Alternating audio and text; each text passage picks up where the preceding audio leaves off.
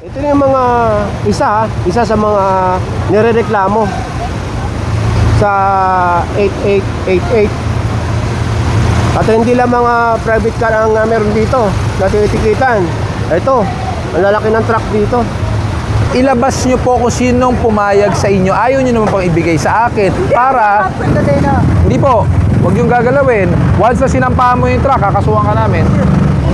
Baka makagat kayo. Wala, hindi kaya yan. Baka mayroon ano dyan sir, crocodile, buhaya.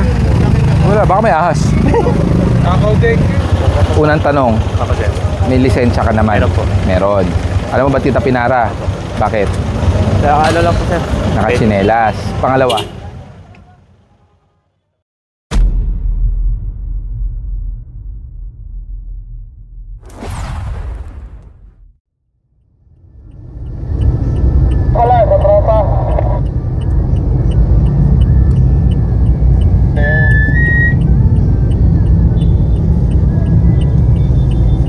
Iba talaga pagka may nakaposte na rito. Wala na masyadong nagpipick up ng mga motorsiklo dito. Dito sa may tapat ng Trinoma. Ayan na yung ano, kanto ng EDSA saka North Avenue. Nandito pa rin tayo sa EDSA at nasa ilalim tayo ng Roosevelt station ng MRT. At ito, may nadaanan na naman dito motorsiklo. Dalawang nabutan. Yung mga nakaraang clearing operation dito, maraming natitikitan at nasampa.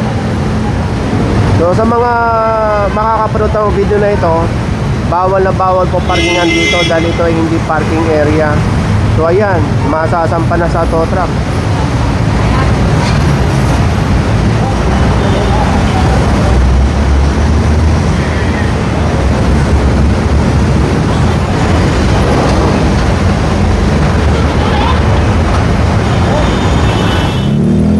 Lugar na pinagsabihan noon na tanggalin yung mga construction material dito sa sidewalk nung nakaraang linggo. So ito, may naabutan na dito. Itong sa kabila, nakaayos na ito. Ito hindi pa.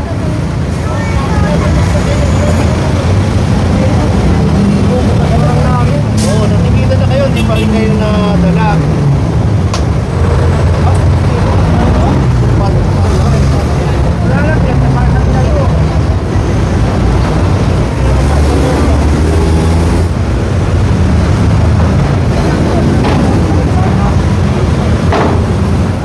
So ayan, bali nakiusap naman ng may-ari na sila na magpapasok nito. Pero sa susunod na madaanan daw ulit ito, ikakarga na lahat.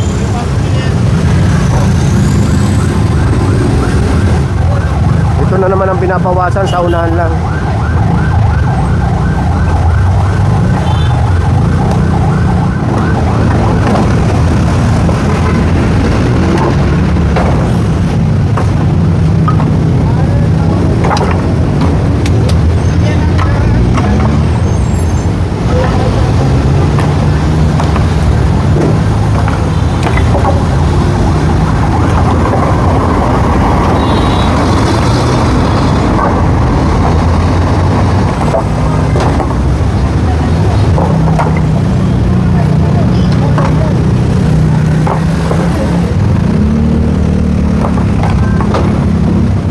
So yun, magandang umaga sa inyong lahat. Ngayon ay September 9, 2025 at sa oras na 8:30 ng umaga.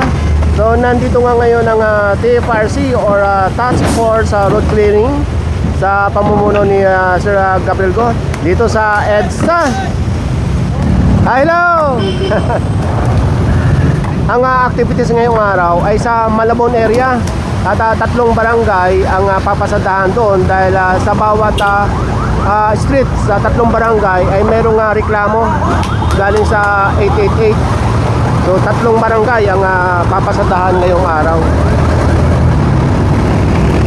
Yan dito nakapagligpit na. Hanggang doon pa yan meron pa yan sa unahan. So habang papunta sa Malabon area, ito nga papasadahan yung mga nakahambalang or obstruction dito sa kalsada at sa bangketa.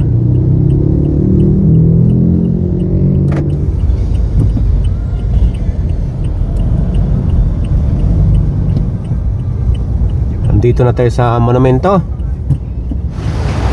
So bali ang papasadahan ngayong araw, ano pala ito anim na barangay, Potrero, Santolan, Tanyong, Sonsoya, Katmon. Saka mayroong isa pa dito, Doña Juana. So ang unang papasadahan, itong complaint dito sa may Potrero. Ayan lang yung anong tawag dito, MacArthur Highway. At ayan ang Jollibee. Pagpasok pa lang dito, ito na yung lugar ng Potrero, Malabon. Ito lang yung Malabon Zoo.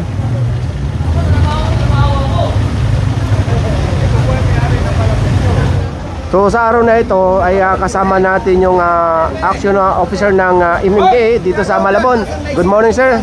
At siya mag-assist dito sa buong team.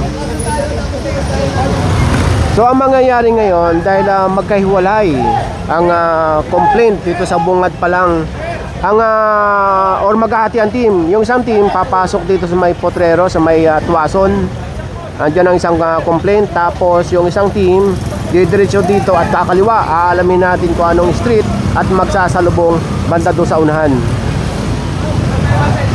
So ito yung Tuason.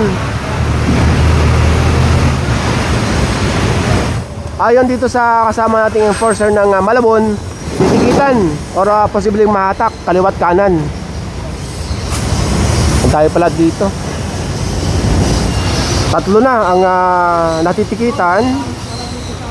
Dalawa na yan at isang hahatakin. Ito pa. Ito may driver ito itong truck na to.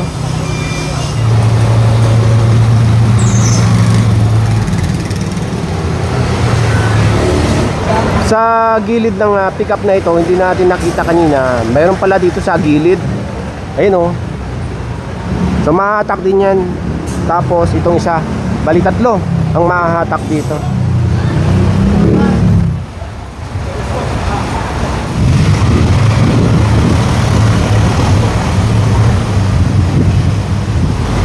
So habang hahatakin ito, doon naman tayo sa unahan. Meron pa rin doon. Kala ko maiksi lang ito. Mahaba pala.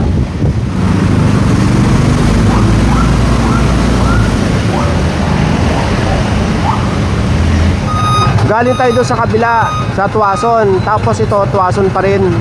Meron lang kasi tayong isang kalsada doon na tinawiran o nag-cross. So ito, hahatakin na ito. At dito, ayan, ginawa na talagang parkingan dahil mga nakakumot pa. Ito yung mga isa sa mga nirereklamo sa 8888. At hindi lang mga private car ang meron dito na tinitikitan. Ito, ang lalaki ng truck dito. So mahahatak na itong tatlo. Yung isa pala sinasampa na. Yung sa unahan.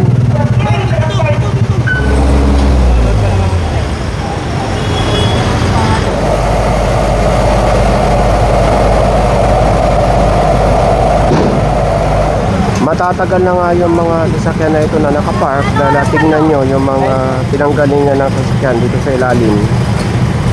9:30 sa kanya, di na ko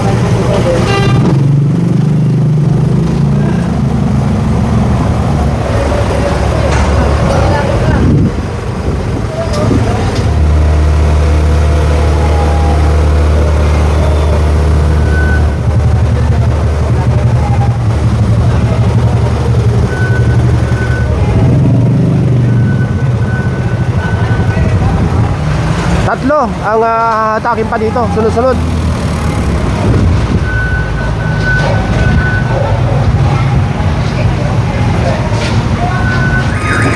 Itong tractor head. Ito yung container, tinitikitan at wala ngayong tractor head. Hindi ito mahatak, pero doon sa unahan, merong isang tractor head dito or yung ulo ng mga humahatak dito sa container na hatakin. Ito.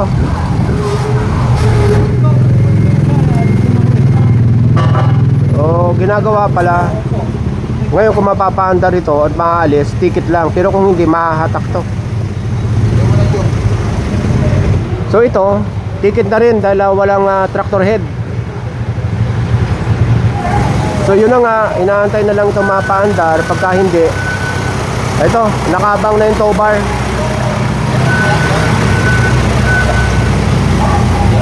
Naatak na pala yung isa sa tatlo. Doon. Naatak na yung pala yung van. Isa na lang yung hahatakin.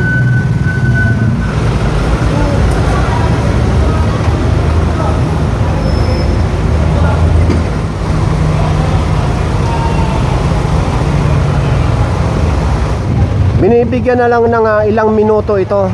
Itong tinatawag nilang tractor head. Dahil hindi naman pwedeng magantay dito yung clearing operation. Ito naman mga walang ulo, yung container na ito, bagamat natikitan, pinagsabihan dahil dito mahahatak. Pinagsabihan na tanggalin yan dyan. Tapos ganon din yung isa. So ito, umandar. Ang problema pala nito, sira ang preno. Kaya hindi na ialis. So ngayon, naayos. Aalisin na lang ito dito.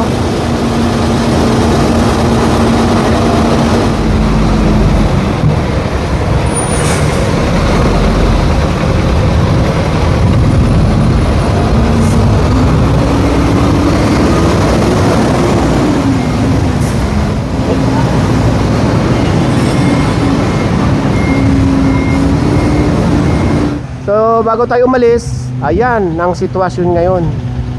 Biglang luwag. Bukod lang dyan sa dalawang container na yan. Okay, tara. Nasa corner tayo ngayon ng Governor Pascual. Ito yon. Tapos ito naman yung industrial. Isa ito sa mga papasadahan. Tayong motorsiklo dito. Sako pa rin ito ng Potrero.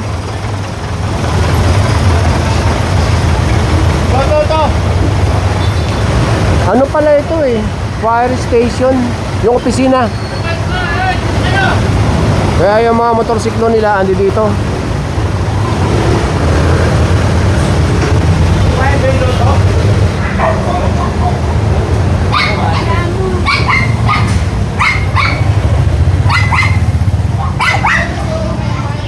Ito palang industrial street, highway. Pagka mayroon pang nakapark na katulad niya na natikita na at may driver, masikip na itong kalsada. So andito na tayo sa bandang baba ng industrial. Masikip nga dito. So, yung mga motor na nakahambalang dito, lalo na doon sa bungad, so natikitan lahat at medyo gumanda yung daloy ng trapiko rito. Ingat.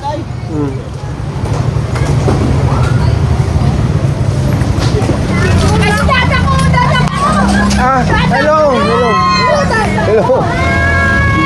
Hello. Sa oras na 10:45 na umaga, nandito tayo sa may Governor Pascual. At andito na si Sir Gab. Sir Gab, good morning. Good morning. Hello po. Hello.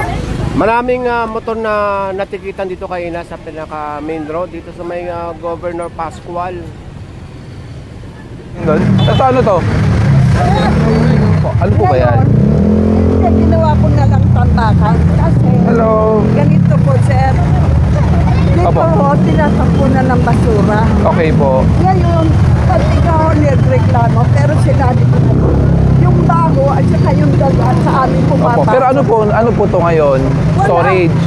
Wala lang ho, nilagyan ko lang ng mga lumang kahoy. Ayan. Mas lalo po kayong tatambakan yan. Hindi po, sinarap po. Oo nga po. Pero kasi ang gagawin ng tao, syempre may nakaano. Ito nyo, meron pa rin Sir, hindi. tinatambakan. Ginawa na. Pinaano ko na yan eh. Sinabi ka na noon dati pati rito. Ako po willing. Pero pag tingnan nyo ha, everyday uya kahit na ho yung inyong mga... Opo, so ano po gagawin po natin dyan? Pa-stop ko na lang po. Kala ko ba gusto nyo rin po tanggalin? Hindi nga gusto ko, kaya lang, yung basura tinatapon dito. Opo, ma'am, ganito po yan. Umaamoy. Opo, ganito po yan. Lalo po kayo tatapunan ng basura. Alam nyo bakit? Yes po. You know No, why? sir. You know why? This is a sidewalk. Sidewalk po to. No, sir, kasi... Hindi, ma'am, pero sidewalk po to, alam naman po natin. Paano mga may poste? Opo, kahit na may poste po kasi, dapat wala pa Sir, rin nakarang. masasagot nyo pagka nakita ulit, manyang gabi ang tambak ng basura. Ayun naman po, meron kayong lokal na Sir, ordinansa. hindi ho ako. Yung mga tao talagang tambakan to. Eh, ginawa nyo rin tambakan eh. No. Ano po yung laman? Wala ho, ano lang ho yan, yung mga... Oo nga po, kahoy. So, nakatambak po yung kahoy dyan. Eh, kaya ko ho yung ginawa, sinara ko. Kasi nga ho, pag may tapo ng basura dyan. ang Okay, ganito na lang po, basura- mas madali. Sino pong pumayag na gamitin nyo yung bangketa? Ay, dito ho, nagpaalam ho ako. Nagpaalam po kayo. At Sa saka kanila yung- po ba yung bangketa? Hindi ko, pati ho yung nagpapatanggal dito. Okay, ang tanong ko nga po, sila po ba ang may-ari ng Hindi ho, bangketa? kasi nireklamo. Oh, Okay. So, sinabi ko, ngayon, pati ho yung mga katulad nyo, nagpunta rin dito. Sabi niya, kailangan tanggalin. Please lang, sabi ko, kasi yung amoy, hindi mapigil yung tapa everyday. Kahit tanong nyo doon. Wala naman, ang amoy naman po, hindi po masasangga ng trapal. Ay, yun ang basura. Doon. Okay lang. Pakipuntahan nyo ang barangay, sabihin nyo, i-make sure na walang basura dahil nagrereklamo si nanay dito. Then advice ng tatay Roel na advice ang Malabon. Kasi tatanggalin natin to dahil nasa sidewalk. Eh ngayon, ang reason ni ma'am, kasi daw natatapunan ng basura. Yes. Oo, kaya nilagay. Ang problema, ginawa rin nilang story sa mga kahoy. So pasabihan ng barangay, pasabihan na rin, pasabihan na rin ang city. Okay, tanggalin niyo na. Siya na hindi ako. Kung gusto, papatanggal ko na lang. Apo, kami na po, ma'am. Ma'am, tama po kayo. Paano yung gamit ko ho? Saan niyo po ba gusto ilagay? Taga saan po ba kayo? Ito po ba sa inyo? Sige, pasok po namin ibang kahoy sa inyo. Yung ibang kahoy, pasok niyo kayo, ma'am.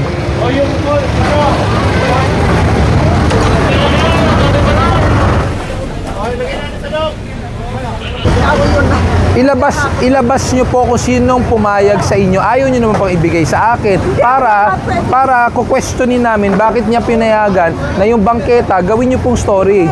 Ang sidewalk po pagmamayari ng gobyerno kahit na may poste, hindi po private property. Opo. Kaya lang pinamati. Kaya po siguro kayo dinadagat, iniipis dahil yung storage niyo po, ayan o, inaanay, puro ipis.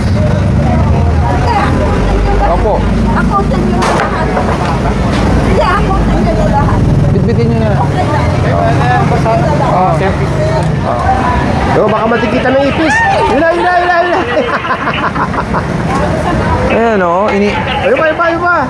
ang purpose niya para hindi daw mapasukan ng ipis, daga, eh doon na mismo nanggagaling yung daga eh. Oo, baka maipis kayo. Oo, baka gapangan ka. So ayan, nawala ng bahay yung mga ipis, mga scorpion at kung ano-ano pa, lupihan dito sa naging storage ni nanay. So ang gagawin dyan, makikipag-coordinate na lang sa barangay para tuloy ang linisin ito. Ang dami oh. So yung mga ibang kahoy, andito na sa skog. Ito. So ayan na nga. Sabi ko, kailan ang ipis mo ang ipis mo yun sa ulo mo. Ayan. Ito ang dami oh. So ayan, barangay na ang bahala dyan. Sa oras na 11:20 ng umaga, nandito na tayo sa Tanchanco at sakop ng Katmon, Malabon. Sige. Umpisahan nyo na.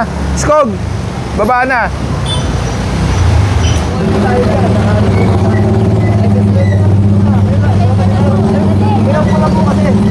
Hatid lang niya ng bata. May lisensya po ba? Pero na lang po ng lisensya. Kasi kung hindi, plaka po titikitan namin. Mas mahal po yun. Ano lang niya nung bata, kaya nandyan. Opo, pero kasi... masusundurin niya. Opo, pero bawal iwan po dyan. Sidewalk po yan kasi ha. Para po pinapa. Sige po. Hello. Kailangan po namin alisin. Oo po, tip po yan. Natanggalin lang ito po. E-bike ba? Ay, bike. May tow truck pa ba tayo o 7? May tow truck ka pa ba? Diretso to, diretso. Vic, may tow truck ka pa ba? Kasi ang daming tricycle dito eh. Para may sampa na natin. Negative na boss yung tow truck natin. Puro may karga na lahat. Pang series na lang kailangan. O gusto na magsisis ng tricycle, mukha namang hindi nakalak to mga to. Yung sinong malapit sa mga tow truck, palakapon tayo na dito para may series yung mga tricycle na walang delta. Ba't kaya siya nag-U-turn bigla yung motor? Naka-helmet naman, nakasapatos. Sa lugar na ito, makitid yung sidewalk. Kaya sa kalsada na sila nakapark. So ticket lahat yan. Katulad nito, kalahati nasa sidewalk, kalahati nasa kalsada. Ganon din ito. At ganon din ito. Sa lugar na ito, talagang wala na silang mga garahe. So dito lang talagang parking sa sidewalk or sa... Ayan, katulad niyan. Ang bisikleta kasi, hindi naman dapat pinapark sa sidewalk sa loob ng bahay. Cut mo muna dyan sa truck na yan. Cut mo na sa truck na yan. Base din dito. Pagtingan mo no, Yung mga Stop walang na, stop. may-ari, Stop mo na. isasampa sa truck. Yung mga walang may-ari, isasampa sa truck. Yung isa, ayun na. Morning po. Bilis oh.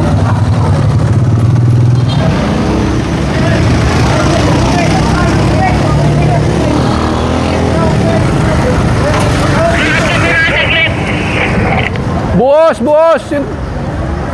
Pabuos yung tow truck, patabihin nyo.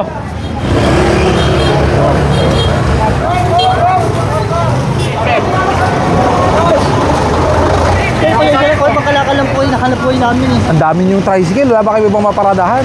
Hindi lang po kayo maulit. Hindi Kaya kami nandito kasi may report, may mga litratong pinadala. Change na po sir. Puro mga tricycle nyo. Sa'yo pala lahat yan. Nakuha po yung sa akin. Nakuha mo na naman yung iba, di ba? Hindi, siya po. Nakuha ko yung sa akin. I-claim mo na lang para meron kayong kasulatan. Wala naman kayo babayaran. May kasulatan nga lang na pipirmahan. Ha? Hindi ko alam kung kukunin yan sir eh. Sa MMDA lang.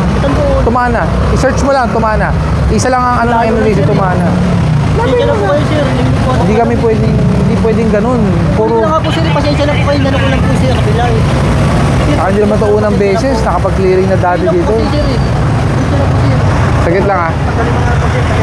Kunin nyo na lang sa opisina ha. Para may kasulatan, para may katibayan tayo na hindi na kayo uulit. Kumahan ko po alam yun eh. Ganun po talaga. Pasensya na po sir. Pasensya na rin po. Kunin ko na po. Hindi po. Nagkakatay na. Hindi po. Huwag yung gagalawin. Once na sinampahan mo yung truck, kakasuhan ka namin. Kumahanan, layo na sir. Hindi ko alam yun. Imposible hindi mo alam. Pagtapos ng truck na yan, stop na. Para buhos na dito sa kabila. Kunin, makukuha mo. Mas maganda nga yun, di ba? May pipirmahan kayong kasulatan. Kumana po. Kumana. Oo, ha? May pipirmahan lang kayo kasulatan, katibayan na hindi na kayo uulit. Sa ano? Kumana. Tumana lang. Basta search mo lang, MMDA Tumana. Opo. Opo. Ticket lang naman po, hindi naman po tino. Ito yung Katmon. Pinanggalingan natin. Pagtawid ng tulay, Tulsoya. Ayan. Tapos ito, sa tulay, may aquarium dito. Laki oh. Yung truck nga ng Skog, paalalay, may bibit-biting kami. Medyo mabigat, aquarium to eh. Nasa may tulay. So pakiano nyo, stop and go nyo. Paano natin? Hindi namang basurahan na rin, no? Laki yung aquarium nito ah. Makiti-kiti na. Hey, alis! May mga ano. Baka makakagat kayo. Wala, hindi kaya yan. Baka mayroon ano dyan sir, crocodile, buhaya. Wala, baka may ahas. Ang problema, hindi makuha. Ang bigat.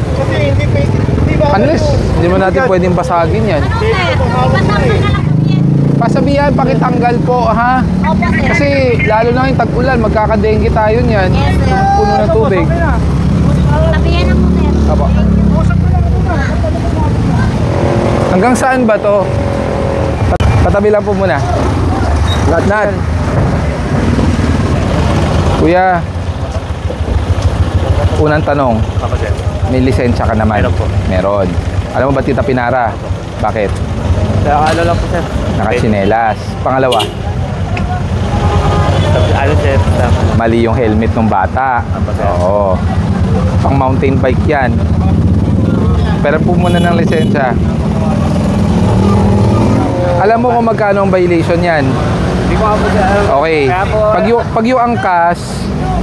Pag yung angkas, mali ang helmet, 3,000 yan.